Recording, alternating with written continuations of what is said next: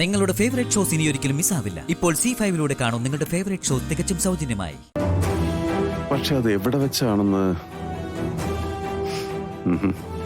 അത് മാത്രം അങ്ങോട്ട് ഓർത്തെടുക്കാൻ പറ്റുന്നില്ല.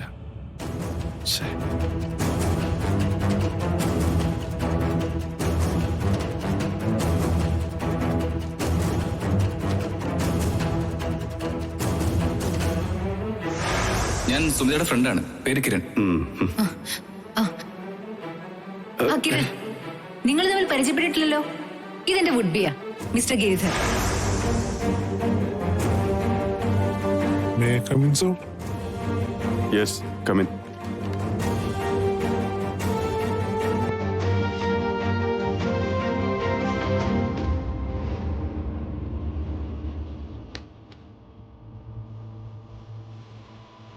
എന്തൊക്കെയാണോ താനീ ചെയ്തു വെച്ചിരിക്കുന്നത്? സാർ പറഞ്ഞ കാര്യങ്ങളാ ചെയ്തിരിക്കുന്നത്. ഇങ്ങനെയൊക്കെ ചെയ്യാൻ ഞാൻ പറഞ്ഞോ? താൻ എന്ത് വിവരക്കേടാണോ ഈ പറയുന്നത്? അയ്യോ അങ്ങനെയല്ല സാർ, എല്ലാം പെർഫെക്റ്റ് ആണ് സാർ. എന്ന് താനാണോ പറയണ്ടേ? പോയി വൃത്തിയായിട്ട് ചെയ്തിട്ട് പാടൂ.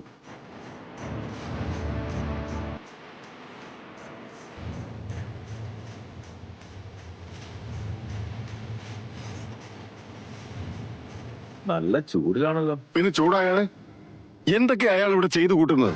ഗിരി, ഈ ഓഫീസിലെ ഏറ്റവും നന്നായി ജോലി ചെയ്യുന്ന ഒരു സ്റ്റാഫാണത്. അയാൾക്ക് അങ്ങനെ തെറ്റുപറ്റാൻ സാധ്യതയില്ല എന്ന് നീ പറഞ്ഞാൽ മതിയോ? എന്ത് പറ്റിയടാ? ആകെ മൂഡ് ഓഫ് ആണല്ലോ. മൂഡ് ഓഫ് ഒന്നുമല്ല. ഓ, മനസ്സിലായി. നീയും സുമിയും തമ്മിലുള്ള പണക്കം ഇതുവരെ മാറിയിട്ടില്ലല്ലേ? എങ്ങനെ മാറാനാ? യാതൊരു കുഴപ്പമില്ലാത്ത ഒരാളെ മെന്റൽ ഹോസ്പിറ്റലിൽ കൊണ്ടുപോയി ചികിത്സിക്കാൻ ശ്രമിച്ച ആരായാലും വയലന്റ് ആവില്ലേ? അതിന്റെ പേരില് നീ ഇപ്പോഴൊരു സോറി പറയാൻ തയ്യാറായിട്ടില്ല. അത് മാത്രമല്ല ആകാശേ, ഇതിൽ നിനക്കറിയാത്ത വേറെയും ചില പ്രശ്നങ്ങളുണ്ട്.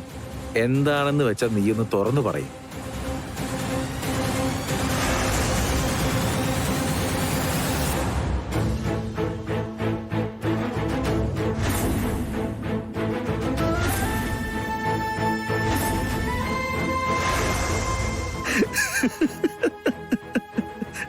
നീയാള് കൊള്ളാലോ, സംശയരോഗം തുടങ്ങിയോ?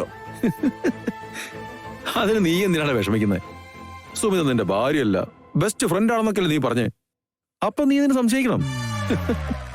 നിന്റെ ബെസ്റ്റ് ഫ്രണ്ടിന് ഒരു ആൺസുഹൃത്ത് ഉണ്ടായിപ്പോയാ അതിലെന്താ ഗിരി ഇത്രയും വലിയ തെറ്റ്? അപ്പോഴേ അതൊന്നുമല്ല കാര്യം. നിനക്ക് സുമിതയോടെ നല്ല പൊസസീവ്നെസ്സാ, സ്നേഹമാ. അവളോടെ വേറെ ഏതെങ്കിലും ആണുങ്ങൾ സംസാരിക്കുന്ന കണ്ട നല്ല അസൂയ. അതല്ല കാര്യം. അമ്പലത്തിൽ വെച്ച് സുമിത നമ്മുടെ കമ്പനിയിലെ സ്റ്റാഫായ കിരണിനെ യാദൃശികമായി കണ്ടു, സംസാരിച്ചു. അതിനെന്താ അത്ര വലിയ കുഴപ്പം? ഇതൊക്കെ സ്വാഭാവികമായ കാര്യമില്ലടാ. അവര് തമ്മിൽ മുമ്പേ പരിചയമുണ്ട് ആകാശേ.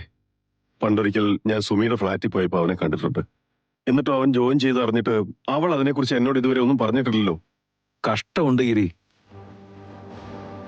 നിന്നെപ്പോലെ ഒരാൾ ഒരിക്കലും ഇത്രയും പൈങ്കിളി നിലവാരത്തിലേക്ക് തരം താഴരുത്.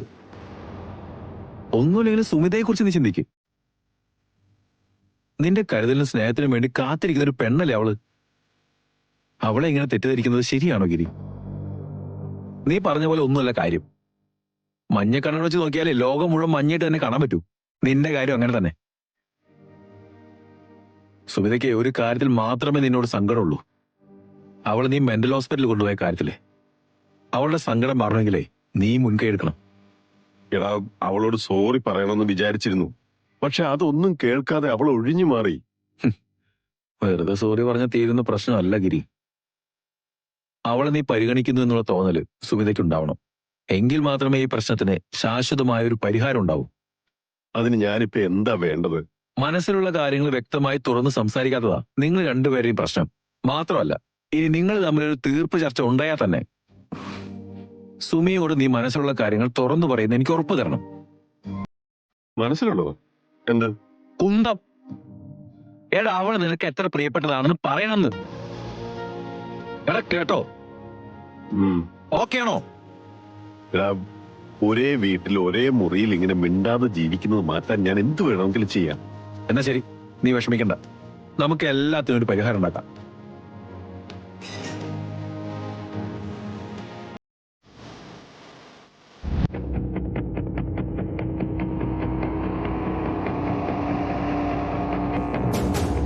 ഒന്ന് കാര്യം പറയുന്നുണ്ടോ?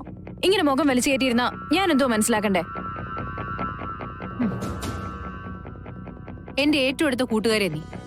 അങ്ങോട്ടും ഇങ്ങോട്ടും എല്ലാം തുറന്നു പറഞ്ഞു പരസ്പരം മനസ്സിലാക്കിയുവാ നമ്മൾ ഇത്രയും നാളും കഴിഞ്ഞത്. ഇതൊക്കെ നീ ഇനി പറഞ്ഞിട്ട് വേണോ? എന്താ കാര്യം വെച്ചോന്ന് പറ സുമി. പിന്നെ എന്തിനാ ഇത്രയും പ്രധാനപ്പെട്ട ഒരു കാര്യം നീ എന്റെ അടുത്ത് മറച്ചു വെച്ചത്? കിരൺ ജോലിക്ക് ചേർന്നിരിക്കുന്നത് ഗിരിയുടെ കമ്പനിയിലാണെന്നുള്ള കാര്യം നീ എന്തുകൊണ്ട് എന്നോട് പറഞ്ഞില്ല? പറ ഐഷു. ഞാൻ അത് അറിയാൻ പാടില്ലെന്ന് നിനക്ക് തോന്നാൻ എന്താ കാര്യം?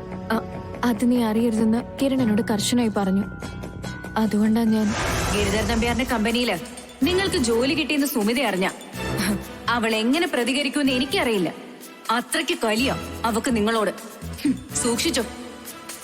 നീയായിട്ട് ഇത് അവളെ അറിയിച്ച് സ്വന്തം ഭർത്താവിന്റെ പണി കളയാതിരുന്ന മാത്രം മതി. I am sorry Sumi. ഞാൻ അറിഞ്ഞ എന്ത് ചെയ്യുമെന്ന് ഈ കിരൺ ഭയക്കുന്നത്? ഞാൻ അവനോട് ഗുണത്തിനോ ദോഷത്തിനോ ഇല്ലാന്ന് എന്നേ തീരുമാനിച്ചതാ. അതെ, കിരൺ ഗിരിയുടെ കമ്പനിയിൽ ജോലി ചെയ്യുന്നതിന് എനിക്ക് ഒരു എതിർപ്പുമില്ല ഐഷു. അവന്റെ സാമ്പത്തിക പ്രശ്നങ്ങളെല്ലാം മാറി അവൻ നന്നാവണം തന്നെയാ എന്റെ ആഗ്രഹം.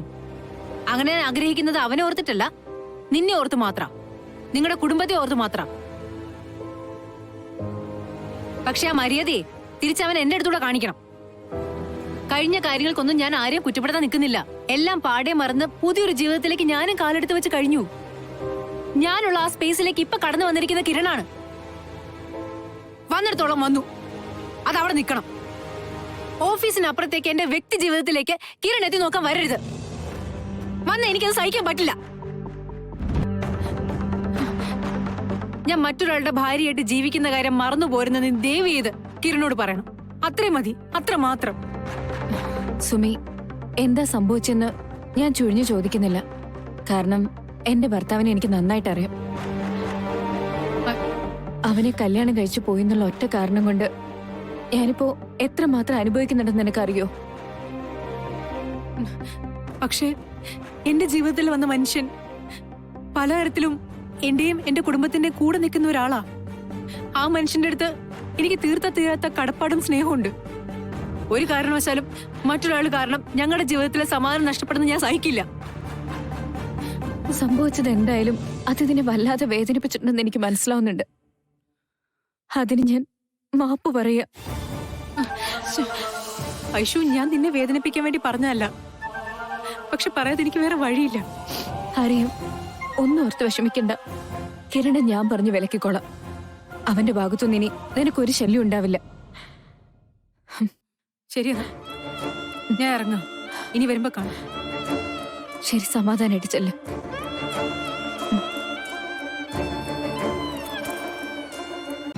ഡൗൺലോഡ് ചെയ്യൂ C5 ആപ്പ്. കാണൂ എല്ലാ എപ്പിസോഡുകളും സൗജന്യമായി.